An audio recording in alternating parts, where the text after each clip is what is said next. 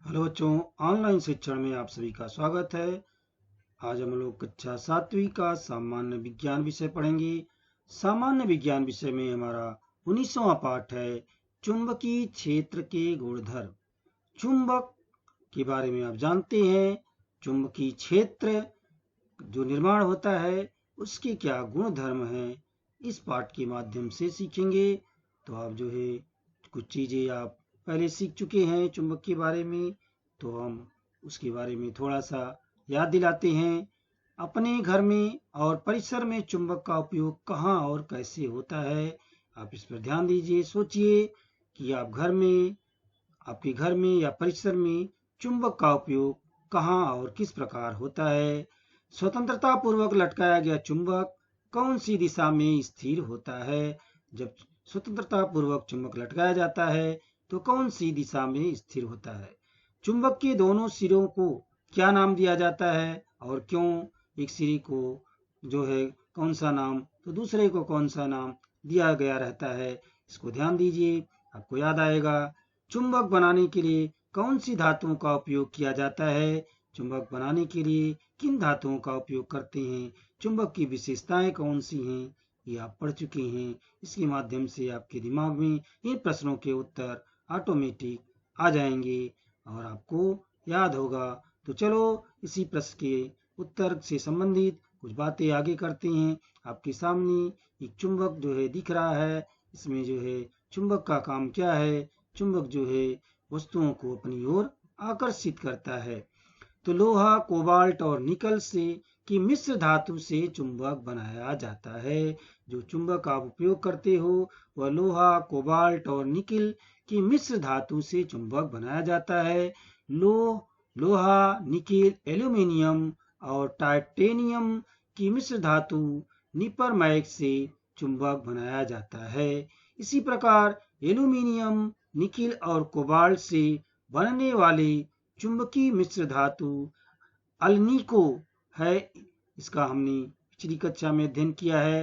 यानी जो है ये इन धातुओं को एल्यूमिनियम, निकल और कोबाल्ट को मिला देते हैं तो एक मिश्र धातु तैयार होती है जिसको हम अल्निको कहते हैं। इससे भी चुंबक बनाया जाता है। तो इन धातुओं से चुंबक बनाए जाते हैं। चुंबक का उपयोग हमारे घरों में होता है। चुंबकत्व क्या है।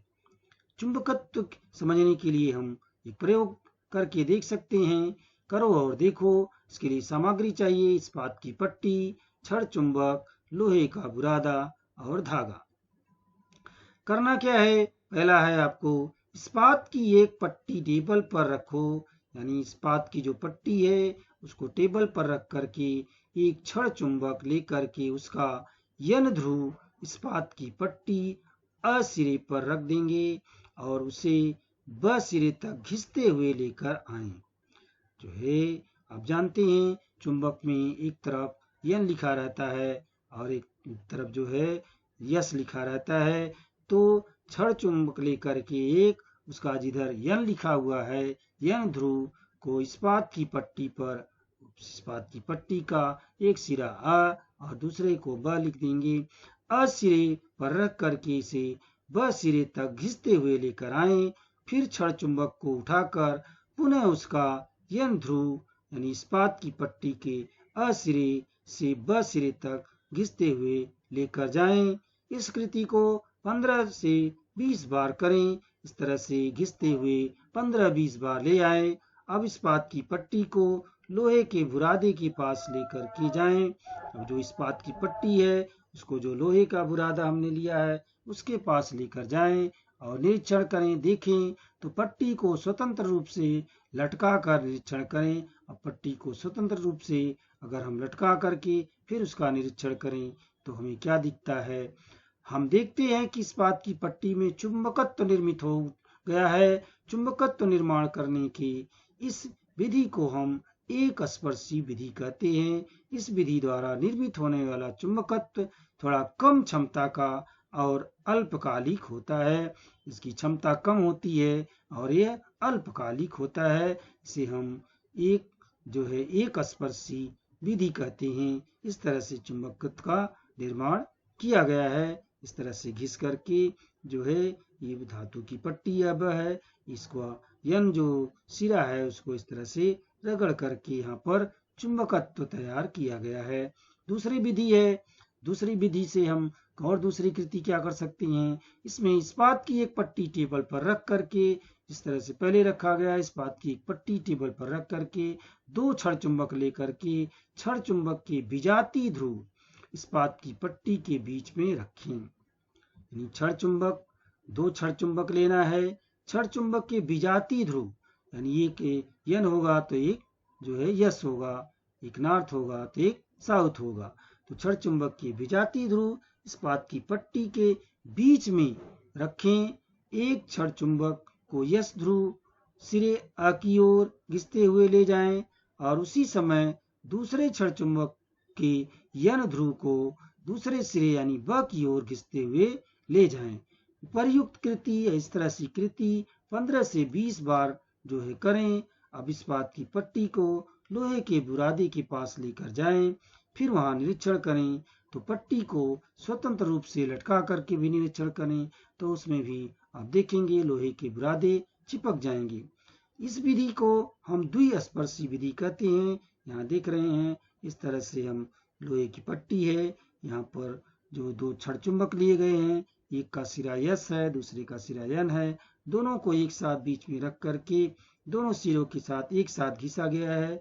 तो इस तरह से चुंबकत्व निर्माण हुआ है। तो इस तरह से निर्माण होने वाले चुंबकत्व को हम द्विस्पर्शी विधि कहते हैं।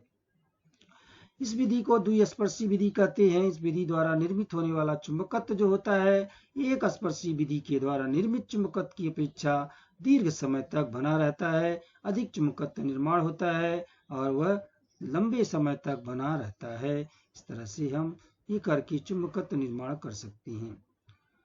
स्वतंत्रता पूर्वक लटकाया गया चुंबक उत्तर दक्षिण दिशा में ही क्यों स्थिर होता है? यह प्रश्न आपके मन में आया होगा कि अगर हम किसी चुंबक को स्वतंत्रता पूर्वक लटका देते हैं तो उसके जो दोनों सिरे हैं वो उत्तर दक्षिण में ही क्यों स्थिर होते हैं, इसके बारे में जानकारी प्राप्त करते हैं। पृथ्वी जो है, हमारी पृथ्वी, यह एक बहुत बड़ा चुंबक है। हमारी पृथ्वी, ये जो पृथ्वी है यह स्वयं एक बहुत बड़ा चुंबक है। तो पृथ्वी के अंदर कितना चुंबकत्व है इसका हम निरीक्षण करते हैं। स्वतंत्रता पूर्वक लटकाया हुआ चुंबक उत्तर दक्षिण दिशा में स्थिर होता है। इसका वैज्ञानिक कारण जो है विलियम गिलबर्ट नामक वैज्ञानिक ने प्रयोग की सहायता से दिया था। इसका जो है वैज्ञानिक कारण क्या है, इसका जो है यह कारण विलियम गिलबर्ट नामक वैज्ञानिक ने प्रयोग की सहायता से इसका उत्तर दिया था। उन्होंने प्राकृतिक अवस्था में खनिज रूप में पाए जाने वाले चुंबकीय पत्थर को लेकर के उसे गोल आकार दिया। इस गोलाकार चुंबक को इस प्रकार लटकाया कि वह स्वतंत्रता पूर्वक घूम सके। उस गोलाकार चुंबक के पास छड़ चुंबक का उत्तर ध्रुव लाया तो चुंबकीय गोले का दक्षिणी ध्रुव आकर्षित हुआ। हमारी पृथ्वी है, ये पृथ्वी का चुंबकत्व निर्माण हो रहा है, जो है इधर यस है, इधर नॉर्थ है, यानी इधर जो है पृथ्वी का उत्तर ध्रुव है, इधर दक्षिण ध्रुव है। इसी तरह जो है चुंबक जो है जब हम लटकाते हैं स्वतंत्र रूप से तो इसी तरह जो है वह स्थिर होता है। तो उसने देखा कि जो है गोलाकार चुंबक के पास जब छड़ चुंबक का उत्तर ध्रुव लाया तो चुंबकीय गोले का जो दक्षिण ध्रुव जो है वो आकर्षित हुआ। तो कौन से चुंबकीय क्षेत्र एक दूसरे की ओर आकर्षित होते हैं? चुंबकीय क्षेत्र जो है कौन से एक दूसरे की ओर आकर्षित होते हैं? छड़ चुंबक के दक्षिण ध्रुव से चुंबकीय गोले का कौन सा ध्रुव आकर्षित होगा? ये जो है इसका उत्तर हम देने का प्रयास करेंगे। तो जो आगे जानते हैं इन प्रश्नों का उत्तर। लटकाए हुए चुंबक का उत्तर ध्रुव पृथ्वी की भौगोलिक उत्तर दिशा की ओर स्थिर होता है। जब आप चुंबक को लटका देते हैं स्थिर जो है स्वतंत्र रूप से, तो लटकाए हुए चुंबक का उत्तर ध्रुव पृथ्वी की भौगोलिक जो दिशा होती है उत्तर दिशा की ओर स्थिर होता है। इसका अर्थ यह है कि पृथ्वी के भौगोलिक उत्तर ध्रुव के पास किसी बहुत बड़े चुंबक का दक्षिणी ध्रुव और भौगोलिक दक्षिणी ध्रुव के पास उस चुंबक का उत्तरी ध्रुव होना चाहिए। यानी विपरीत जो चुंबक हैं वो जो है एक दूसरे को अपनी ओर आकर्षित करते हैं। इस आधार पर विलियम गिलबर्ट ने ऐसा अनुमान लगाया कि पृथ्वी ही एक बड़ा चुंबक है, परंतु इस चुंबक का दक्षिण ध्रुव पृथ्वी के भौगोलिक उत्तर ध्रुव के पास, जबकि चुंबक का उत्तर ध्रुव पृथ्वी के भौगोलिक दक्षिण ध्रुव के पास होना चाहिए।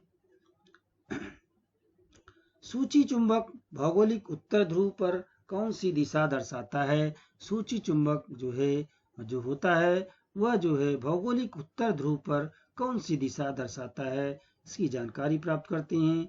इसके लिए हम सूची चुंबक मैग्नेटिक नीडल्स एक चौकोर गत्ता लेकर के उस पर दिशाएं नोट कर लेते हैं। तो दिशाएं नोट करें। पानी से भरा बर्तन गत्ते के बीचों बीच रखें। पानी से भरा हुआ एक बर्तन गत्ते के बीचों बीच में रखें और एक ऐसी सुई यानी सूची चुंबक लेकर के जिसे चुंबकित किया गया हो, मोटे गत्ते का टुकड़ा लेकर के उस पर चिपकाने वाली पट्टी से उसे चिपका दें। सूची चुंबक चिपकाया हुआ गत्ते का टुकड़ा बर्तन के पानी पर रखें। सूची चुंबक कौन सी दिशा दर्शाती है, इसे हम निरीक्षण करें। तो दिक्दर्शक को किसी स्थान पर रखने पर उसमें स्थित सूची चुंबक स्थिर होने के पश्चात वह जमीन के समांतर न रह करके जमीन से थोड़ा कोण बना करके स्थिर होता है। ऐसा क्यों होता है?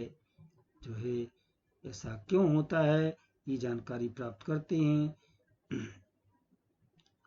चुंबकीय क्षेत्र मैग्नेटिक फील्ड, इसके लिए हमें सामग्री चाहिए छड़ चुंबक, आल्पीन, गत्ता, लोहे का बुरादा, प्लास्टिक की पारदर्शी बोतल, बाल्टी, पानी।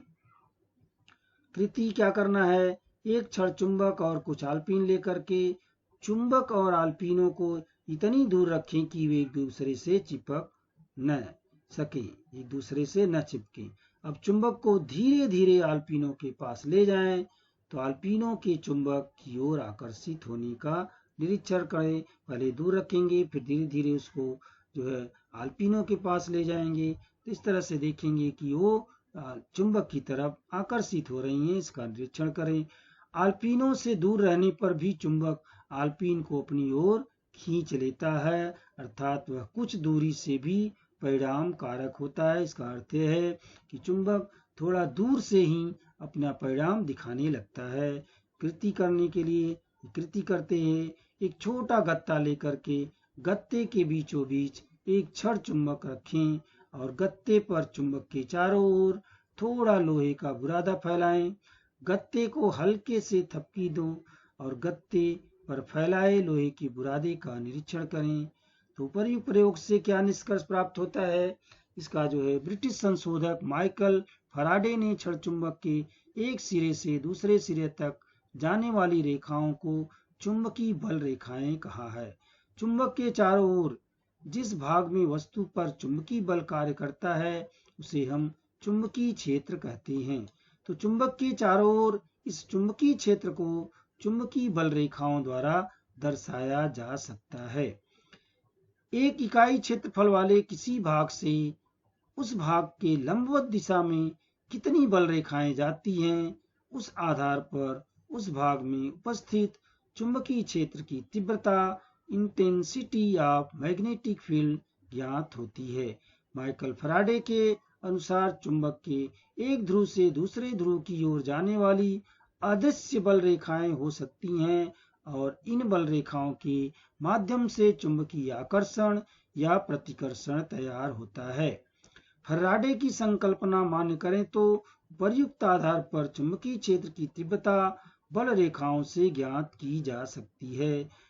चुंबक के चुंबकीय क्षेत्र में जहां बल रेखाएं विरल होंगी वहां चुंबकीय क्षेत्र की तीव्रता कम होती है। तो जहां बल रेखाएं सघन होंगी वहां पर तीव्रता अधिक होगी।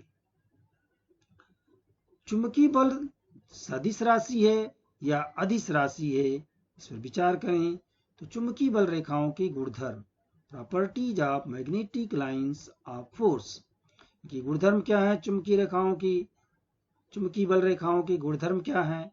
बल रेखाओं की संकल्पना प्रस्तुत करते समय प्रेक्षणों के अनुसार सभी परिणामों की संतोषजनक सत्यता परखने के लिए उन बल रेखाओं के कुछ गुणधर्म होने आवश्यक है। यह माइकल फैराडे ने स्पष्ट किया है। ये आपके सामने माइकल फैराडे ये साइंटिस्ट हैं। क्या उन्होंने गुणधर्म निर्धारित किया है। पहला है चुंबकीय बल रेखाएं काल्पनिक जोड़ हैं। ये चुंबकीय बल रेखाएं काल्पनिक जोड़ हैं। फैराडे ने चुंबकीय आकर्षण और प्रतिकर्षण को स्पष्टीकरण देने हेतु यह संकल्पना प्रस्तुत की है। चुंबकीय बल रेखाएं हमेशा उत्तर ध्रुव से दक्षिण ध्रुव तक जाती हैं। चुंबकीय बल रेखाएं हमेशा उत्तर ध्रुव से दक्षिण ध्रुव तक जाती हैं। यह दक्षिण ध्रुव उसी चुंबक का या किसी दूसरे चुंबक का भी हो सकता है। चुंबकीय बल रेखाएं किसी कमानी यानी स्प्रिंग की तरह खिंची हुई अवस्था में होती हैं। चुंबकीय बल रेखाएं एक दूसरे को दूर धकेलती हैं। चुंबकीय बल रेखाएं एक दूसरे को प्रतिच्छेदित नहीं करती। किसी बिंदु पर होने वाली चुंबकीय बल रेखाओं की संख्या उस स्थान की चुंबकीय क्षेत्र की तीव्रता तय करती है।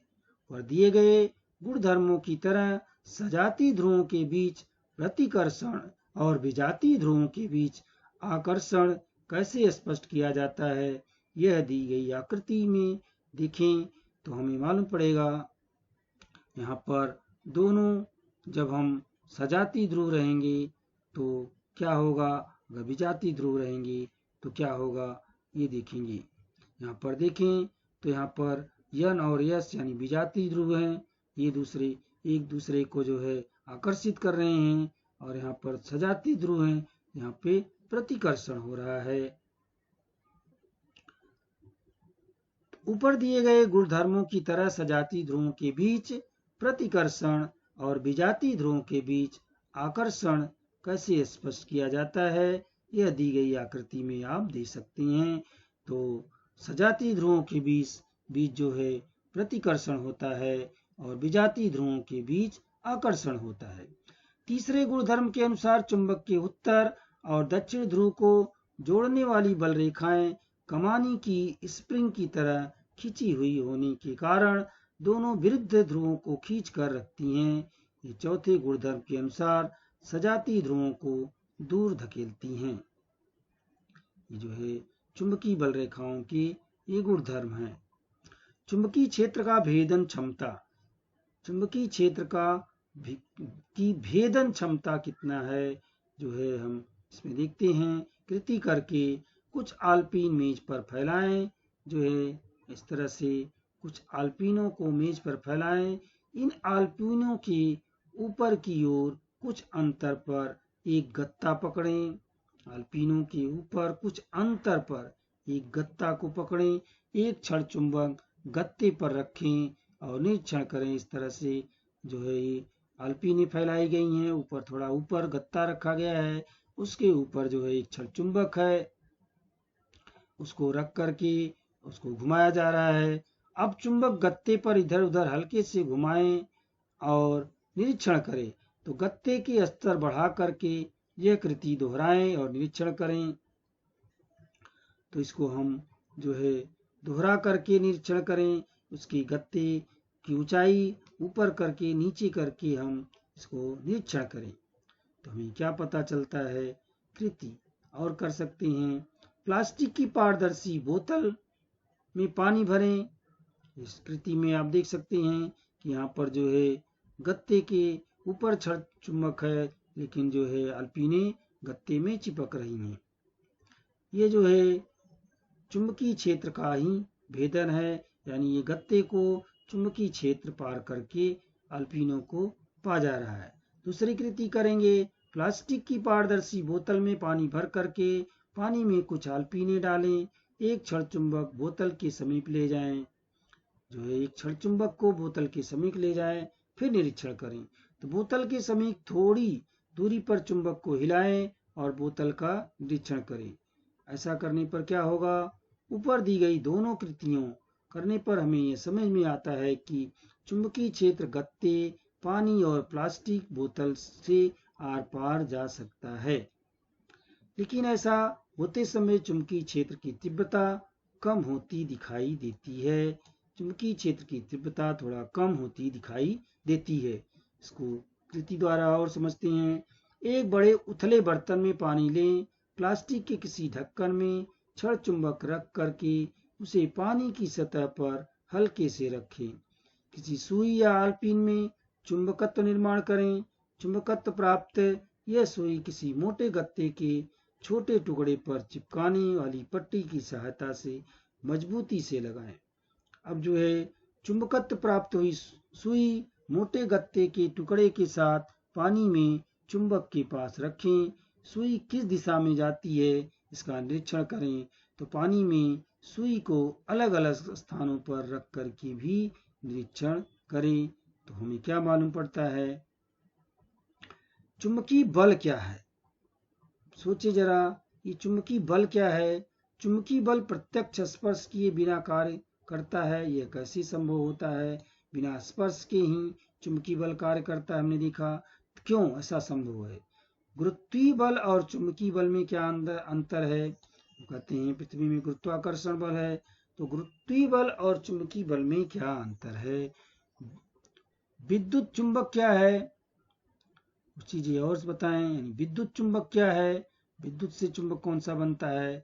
विद्युत चुंबक कैसे बनाया जाता है? जो है ये आप देख रहे हैं चित्र में, यहाँ कौन सा चुंबक कार्य करता है? धातु शोधक यंत्र, मेटल डिटेक्टर्स। इन यंत्रों का आकार विद्युत चुंबक पर आधारित होता है। ये जो धातु शोधक यंत्र हैं, इनका आकार विद्युत चुंबक पर आधारित होता है। महत्वपूर्ण स्थानों पर धातु शोधक यंत्रों का उपयोग किया जाता है, जैसे हवाई अड्डा है, बस स्टैंड है, अति विशिष्ट मंदिर, इमारत। इन जगहों पर प्रवेश करने वाले हर व्यक्ति की जांच करने के लिए इन यंत्रों का उपयोग किया जाता है। वहाँ एक विशेष प्रकार का इस तरह दरवाजा बना रहता है, उसमें से लोग गुजरते हैं, तो वहाँ पे चुंबकीय इस तरह का विद्युत चुंबक होता है जो कि धातु शोधन का कार्य करता है, ताकि कोई हलवा हथियार कोई लेकर के अंदर न जा सके। आतंकवादियों के हल्ले की वजह से इस तरह के कदम जगह जगह पर उठाए गए हैं। तो इस तरह से हवाई अड्डा, बस स्टैंड, अति विशिष्ट मंदिर, इमारत, इन जगहों पर प्रवेश करने वाले हर व्यक्ति की जांच करने के लिए इन यंत्रों का उपयोग किया जाता है। बहुमूल्य वस्तु ढूंढने के लिए तथा अन्य प्रक्रिया उद्योगों में गलती से लोहे की वस्तु अगर अन्य पदार्थ में मिल गई है तो वह स्वास्थ्य के लिए हानिकारक होगी। उसे अलग करने के लिए इसी कारण धातु शोधक यंत्र मेटल डिटेक्टर का उपयोग किया जाता है। इसी तरह भूवैज्ञानिक यानी भूविज्ञान में भी धातुओं की मात्रा की जांच करने के लिए भी इन यंत्रों का उपयोग किया जाता है। इस तरह से जो है ये धातु शोधक यंत्र हैं, इनका जगह जगह पे अलग तरह से उपयोग किया जाता है। प्रतिकर्षण चुंबक पहचानने की सही कसौटी क्यों है? तुम्हें दिए गए विविध पदार्थों में से चुंबक कैसे पहचानेंगे? कि जो है सोचें कि हम अगर प्रतिकर्षण यानी आप कैसे कह सकते हैं कि जो चुंबक है प्रतिकर्षण अगर उनके अंदर हो रहा है तो ये चुंबक है, ये हम कैसे कहते हैं? और इसी तरह विविध पदार्थ में चुंबक में कौन सा चुंबक है कैसे पहचानेंगे? इस पर थोड़ा सोचें, विचार करें। तो इस तरह से आप चुंबक के बारे में जानकारी प्राप्त किए। चुंबक आप जो है से बहुत पहले से परिचित हैं, बच्चों के हाथ में चुंबक आ जाता है, चुंबक से खेलते ही हैं। इस तरह के आप उपयोग कर चुके हैं। चुंबक के बारे में अपने इस पाठ के माध्यम से बहुत सारी जानकारी प्राप्त किए। तो इस तरह से हमारा सेशन यहीं पे समाप्त होता है और स्वाध्याय बाद में कराया जाएगा। धन्यवाद।